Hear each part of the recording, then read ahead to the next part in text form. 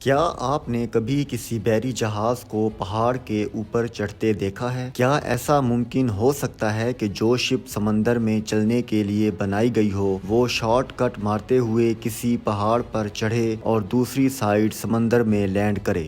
یہ بات سننے میں امپاسبل لگتی ہے، لیکن اصل میں یہ ممکن بھی ہے اور حقیقت میں ایسا ہوتا بھی ہے۔ آج ہم اپنی ویڈیو میں اسی بات کا ذکر کریں گے۔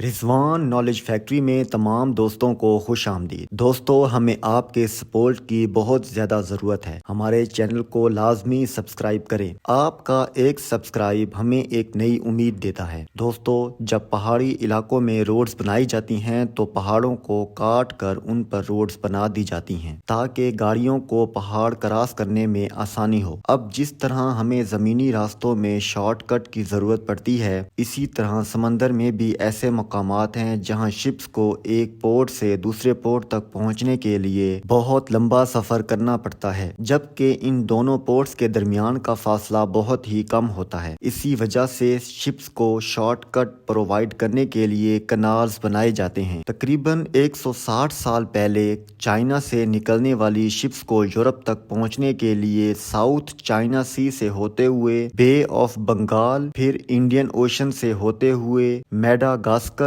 اور یہ پورا کانٹیننٹ پاس کر کے یورپ تک پہنچنا پڑتا تھا۔ یہ پورا سفر 24,000 کلومیٹر لمبا تھا، جس میں وقت بھی زیادہ لگتا تھا اور ظاہری بات ہے پیسہ بھی بہت لگتا تھا۔ اس سفر کو کم کرنے کے لیے شپس کے پاس دوسرا آپشن بھی تھا، لیکن وہ راستہ ایسٹ چائنا سی سے ہوتے ہوئے رشیا کو بائی پاس کر کے ایسٹ سائبیرین سی سے گزرتا تھا۔ کمپیریزن کیا جائے تو یہ راستہ پورے 11,000 کلومیٹر چھوٹا تھا، لیکن اس کے باوجود شپس کو یہاں سے نہیں گزارا جاتا تھا۔ اس راستے میں مسئلہ یہ تھا کہ تقریباً سال کے 8 مہینے یہاں برف ہوتی تھی اور ظاہری بات ہے کہ برف میں سے کوئی بھی شپ نہیں گزر سکتی۔ اب ان دونوں راستوں کو چھوٹا کرتے ہوئے اور شارٹ کٹ مارنے کے لیے 1859 میں سوئس کنال بنائی گئی۔ 150 کلومیٹر لمبے اس کنال نے عربین سی کو میڈیٹرین سی سے ملا دیا۔ اب جو سفر اتنا لمبا طے کر کے اور بڑا چکر مار کر کمپلیٹ کیا جاتا تھا، وہ اس کنال کے ذریعے صرف 13,000 کلومیٹر میں پورا کیا جانے لگا۔ سوئس کنال کی کامیابی دیکھ کر امریکن شپنگ کمپنیز کو بھی اسی قسم کے کنال کی ضرورت محسوس ہوئی، کیونکہ ایسٹرن امریکہ سے ویسٹ امریکہ جانے کے لیے شپس کو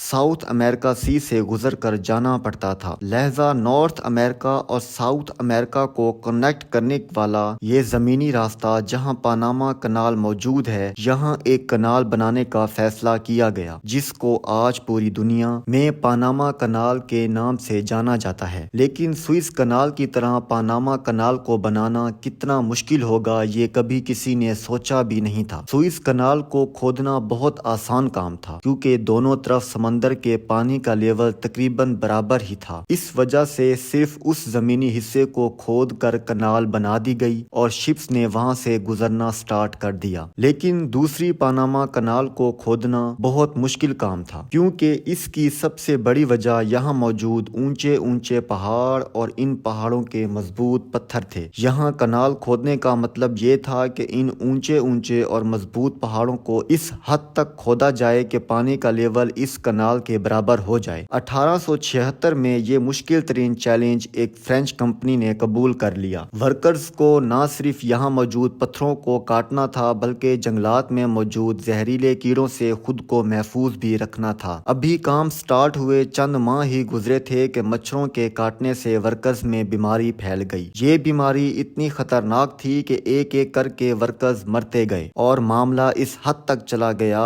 کہ 5,600 ورکرز اس بیماری کی وجہ سے اپنی جان سے ہاتھ دھو بیٹھے۔ فرینچ کمپنی بینک رپٹ ہو گئی اور پروجیکٹ کو چھوڑ کر بھاگ گئی۔ 1904 میں امریکہ نے دوبارہ اس پروجیکٹ کو کمپلیٹ کرنے کے لیے کوششیں شروع کر دیں۔ امریکنز کو سمجھ آ گئی تھی کہ پہاڑ کو کھودنا ایک بے وقوفانہ سوچ ہے، لہذا پہاڑ اور سمندر کا لیول برابر کرنے کے لیے یہاں ایک لیک بنائی گئی جس کو گاٹن لیک کہتے ہیں۔ اس لیک کے ایک حصے سے کنال کو کھود کر اٹلانٹک اوشن تک لایا گیا اور دوسرا حصہ پیسیفک اوشن کی طرف اوپن ہوا، لیکن سب سے بڑا مسئلہ ابھی بھی تھا۔ یہ لیک آرٹیفیشل بنائی گئی تھی جو کہ 85 فیٹ اونچی تھی، یعنی شپس کو اٹلانٹک اوشن سے پیسیفک اوشن تک پہنچانے کے لیے 85 فیٹ تک پہنچانا بہت ضروری تھا۔ اب آپ یہ سوچ رہے ہوں گے کہ شپس کوئی گاڑی یا ٹرک تو نہیں ہے جو آرام سے کسی پہاڑ پر چڑھ جائے۔ اس کام کو انجام دینے کے لیے لاکس کا استعمال کیا گیا، جس کو واٹر سٹیئرز بھی کہا جاتا ہے۔ شپس جب پہلے لاک کے قریب پہنچتی ہے تو لاک کے اندر موجود پانی کو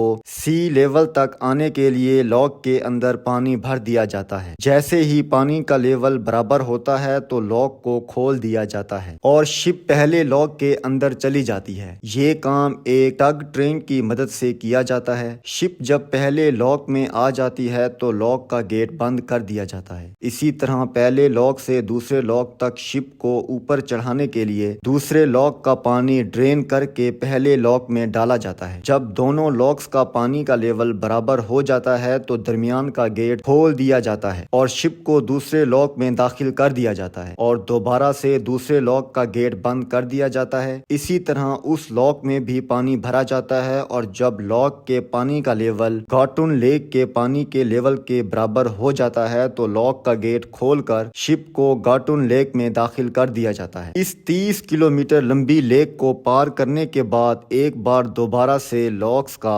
سلسلہ شروع ہو جاتا ہے اور جس طرح شپس کو اپ کیا گیا تھا اسی طرح شپس کو ڈاؤن کیا جاتا ہے اور پیسیفک اوشن کے لیول کے برابر آتے ہی شپس کو پیسیفک اوشن میں چھوڑ دیا جاتا ہے۔ پاناما کنال کے ذریعے نہ صرف نارتھ امریکہ اور ساؤتھ امریکہ کی پورٹس بلکہ یورپ اور ایشیا کی پورٹس کا سفر بھی کافی حد تک کم ہو جاتا ہے۔ کارگو شپس کو پاناما کنال استعمال کرنے کے لیے اور مہینوں کا سفر دنوں میں طے کرنے کے لیے ٹول ٹیکس بھی ادا کرنا پڑتا ہے۔ ہر 20 فٹ کنٹینر کے بدلے $20 ٹول ٹیکس دینا پڑتا ہے، یعنی ایک شپ جس کے اندر 15,000 کنٹینر ہوں وہ تقریباً $9 لاکھ ٹیکس ادا کریں گے، جو کہ پاکستانی کرنسی میں تقریباً 18 سے 20 کروڑ روپے بنتے ہیں۔ پاناما کنال اتنا امپورٹنٹ ہو چکا ہے کہ نیو شپس بنانے والی کمپنیز شپس کا سائز پاناما کنال کے حساب سے رکھتی ہیں۔ پاناما کنال پوری دنیا کے لیے اتنا اہم ہو چکا ہے کہ اگر یہاں چھوٹی سی بھی گڑبڑ ہوئی تو اس کا نقصان پوری دنیا کو ہوگا۔ اس بات کا اندازہ اس سے لگا لیں کہ 2021 میں ایک شپ سوئس کنال میں صرف 6 دن تک پھنس گئی اور اس کی وجہ سے یہاں کی ساری ٹریفک جام ہو گئی۔ 6 دن کے بعد شپ کو نکال کر ٹریفک کو کلیئر کرا دیا گیا، لیکن اس حادثے کی وجہ سے شپنگ انڈسٹری کو